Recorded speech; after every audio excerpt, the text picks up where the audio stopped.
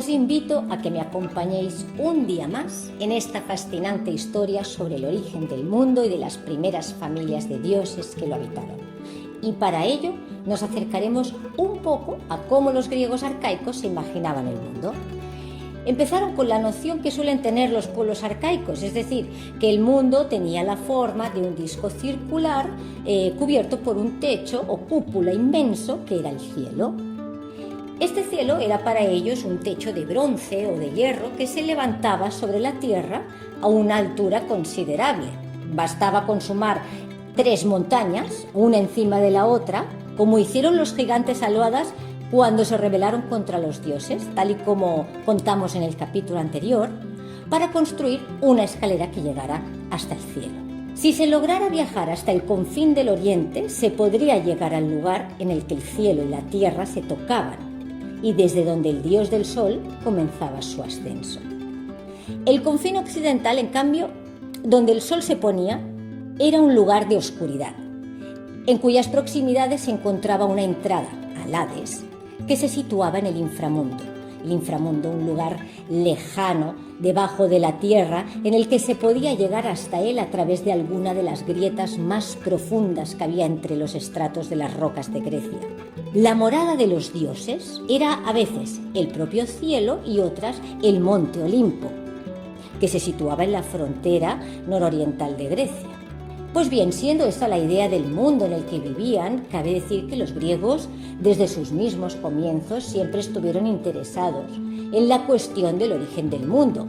Y a pesar de haber muchas versiones sobre el tema, la antigua Grecia tomó la obra La Teogonía, compuesta en torno al 700 a.C. por el poeta griego Hesíodo, como la narración mítica más antigua del mundo.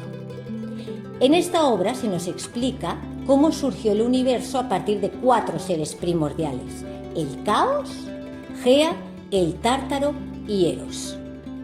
Los que tuvieron mayor importancia genealógica fueron Caos y Gea, ya que estos fueron los fundadores de las 3 grandes familias mitológicas. Caos engendrará a una hija que se llamaba Noche, y Gea a 2 hijos llamados Urano y Ponto, con los que se emparejó para dar lugar a 2 familias más. Gea dio a luz a 3 grupos de hijos de Urano. El primer grupo consta de dioses primordiales conocidos como los titanes, y el segundo y tercer grupo fueron seres monstruosos, que eran los cíclopes y los hecatónquiros. Bien, ¿y quiénes eran los titanes? Pues los titanes eran una raza de origen divino que dominaron el mundo en tiempos previos a los dioses olímpicos, de los cuales ya hablaremos más adelante. Los titanes guardaban una estrecha relación con los elementos de la naturaleza, como era el sol, la luna o los océanos. Pero también os preguntaréis cómo eran los cíclopes y los hecatónquiros. Pues bien, los cíclopes eran gigantes de un solo ojo en la mitad de la frente, y este ojo tenía unos poderes especiales, ya que era capaz de desintegrar casi cualquier cosa con su mirada. Eran unos seres muy fuertes, muy tercos y muy abruptos. Y los hecatónquiros eran otros gigantes, pero estos contaban con 100 brazos y 50 cabezas. Era una descendencia realmente larga y diversa. Urano odiaba a todos y cada uno de sus hijos, tanto que Gea indujo a sus hijos a que actuaran en contra de él. El más joven de los titanes, Cronos, era el único que tenía el valor suficiente para atacarlo, y por eso preparó una emboscada contra su padre. Se armó con una hoz que su madre le había fabricado para la ocasión y le cortó los genitales a Urano y los arrojó al mar.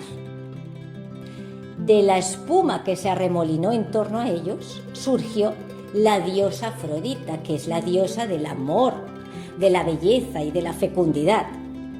Y de la sangre que cayó sobre Gea nacieron 3 grupos más de hijos, que fueron las Sirinias, los gigantes y las Melias.